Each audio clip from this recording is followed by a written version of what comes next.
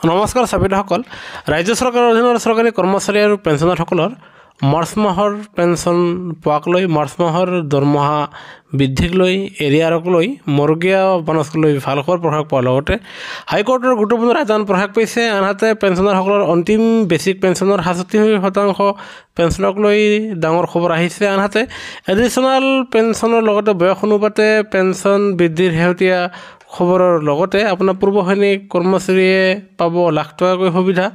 ইয়াৰ লগতে স্পাৰ্ছত যাৰ মাইগ্ৰেশ্যন হৈছে তেওঁলোকৰ কাৰণে এক ডাঙৰ শেহতীয়া খবৰ।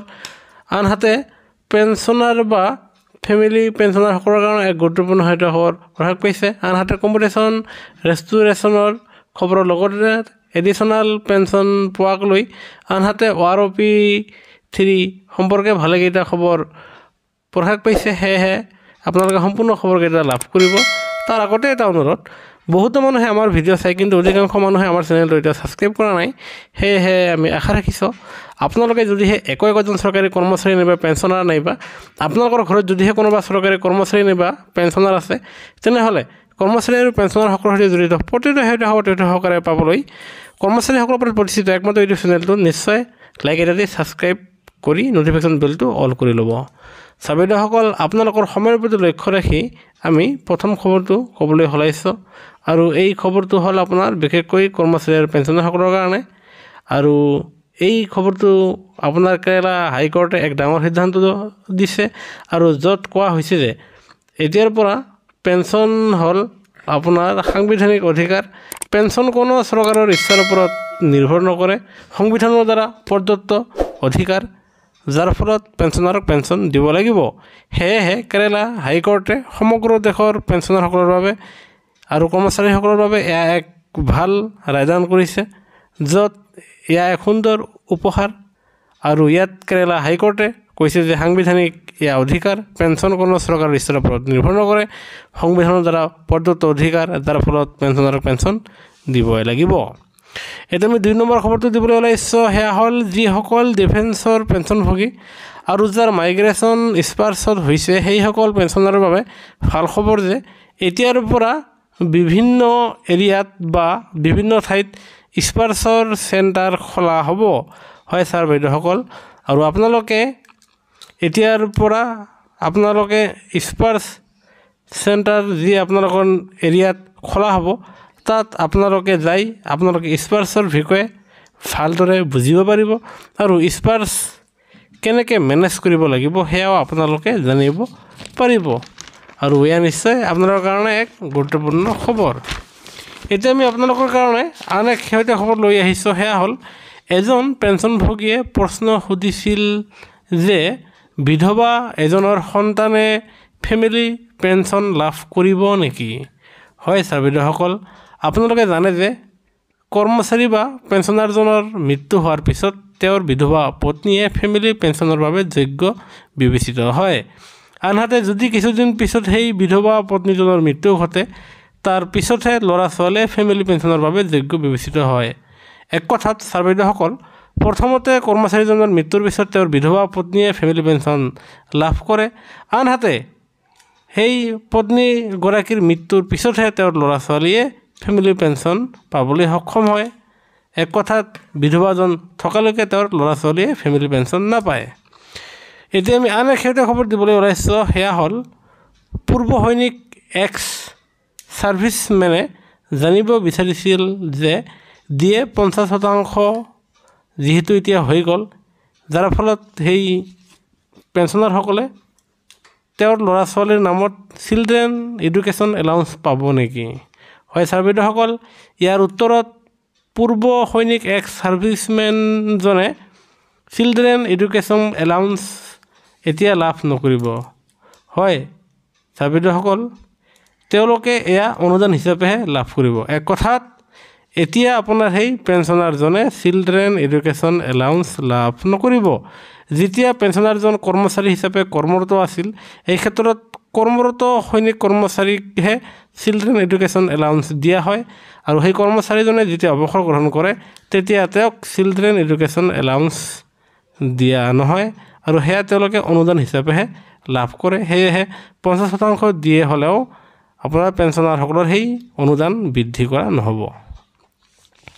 এতিয়া আমি আন এক শেহতীয়া খবৰ দিবলৈ ওলাইছোঁ, সেয়া হ'ল আপোনাৰ পেঞ্চনৰ স্লিপ সম্পৰ্কে। হয় চাবিসকল, পেঞ্চনাৰ এজনৰ DAR লাভ কৰে আৰু যাৰ ফলত তেখেতসকলৰ পেঞ্চনৰ দৰমহা বৃদ্ধি হয়, আনহাতে তেওঁলোকে এৰিয়াৰ লাভ কৰে, আনহাতে তেখেতসকলৰ পেঞ্চন কৰ্তনো হয়। তেনেহ'লে কোন পৰিস্থিতিত কিয় কৰ্তন হ'লে, কিমান তেওঁলোকৰ পেঞ্চন বৃদ্ধি পালে, তেওঁলোকৰ এৰিয়াৰ কিমান হ'লে, পেঞ্চননো কিমান, যাতে সম্পূৰ্ণ তেওঁলোকে চাব পাৰে।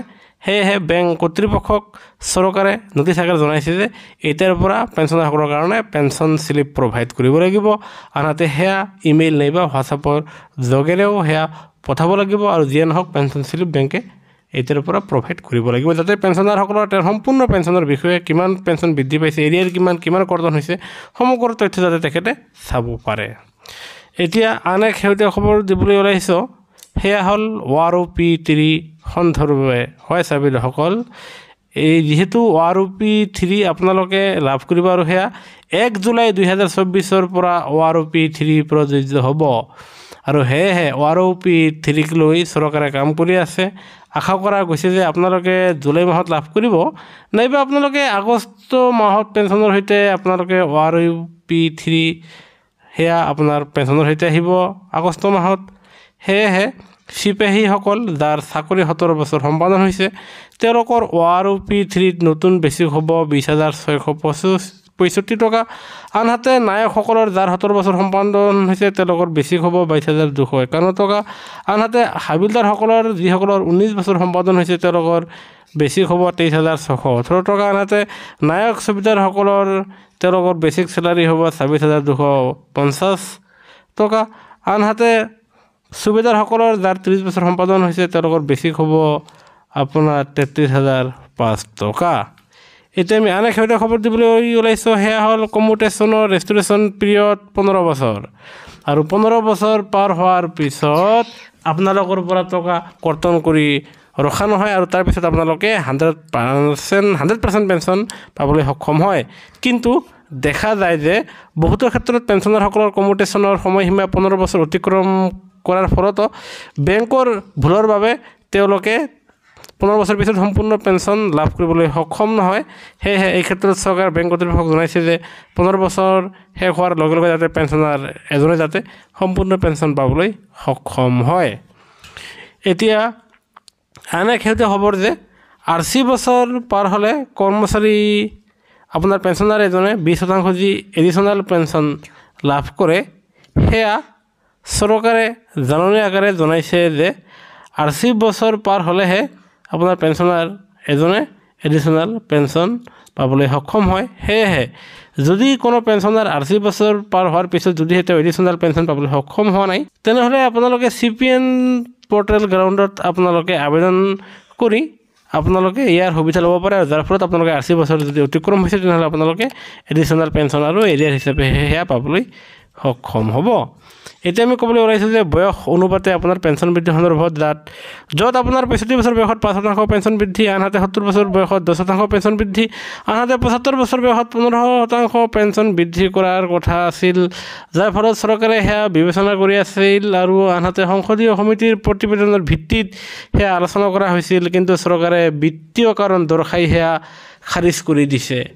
আৰু এয়া নিশ্চয় এক বেয়া খবৰ। যদিহে চৰকাৰে সেয়া খাৰিজ নকৰি প্ৰৱৰ্তন কৰিলহেঁতেন, তেনেহ'লে পেঞ্চনাৰসকলৰ মাজত জীয়াই থকাৰ অনুপ্ৰেৰণা জাগ্ৰত হ'লহেঁতেন, কিয়নো 65 বছৰ পিছত 5% পেঞ্চন, আনহাতে 70 বছৰ পিছত 10% পেঞ্চন বৃদ্ধি, আনহাতে 75 বছৰ পিছত 15% পেঞ্চন বৃদ্ধিৰ সুবিধা লাভ কৰিলহেঁতেন, আৰু যিটো এতিয়ালৈকে জনা হিচাপে চৰকাৰে সেয়া খাৰিজ কৰিছে। তো পৰৱৰ্তী কেতিয়া হ'ব সেয়া এতিয়ালৈকে আমি জনা নাই। এতিয়া আন এক শেহতীয়া খবৰ দিবলৈ ওলাইছোঁ, সেয়া হ'ল আপোনালোকৰ মাৰ্চ মাহৰ দৰমহা সন্দৰ্ভত। হয় চাবিসকল, এইবাৰ মাৰ্চ মাহতে চৰকাৰী কৰ্মচাৰীৰ পেঞ্চনাৰসকলৰ তেওঁলোকৰ 4% মৰ্গে বৃদ্ধি হোৱাৰ ফলত তেওঁলোকে 50% দৰে এইবাৰ মুৰ্গী বনাছ লাভ কৰিব, যাৰ ফলত তেওঁলোকৰ দৰমহা আৰু পেঞ্চন বৃদ্ধি পাব। আনহাতে অসম চৰকাৰৰ জাননীখনৰ বিত্তীয় বিভাগৰ সেই জাননীৰ নটিচ মৰ্মে আপোনালোকে 2 মাহৰ এৰিয়াৰ পাবলৈ সক্ষম হ'ব, আৰু এই 2 মাহৰ এৰিয়াৰ টকাখিনি আপোনালোকে এটা কিস্তিত লাভ নকৰিব। সেয়া আপোনালোকে মে আৰু জুন মাহত আপোনালোকে এটা কিস্তিত, মানে 2টা কিস্তিত আপোনালোকে 2 মাহৰ এৰিয়াৰখিনি পাবলৈ সক্ষম হ'ব।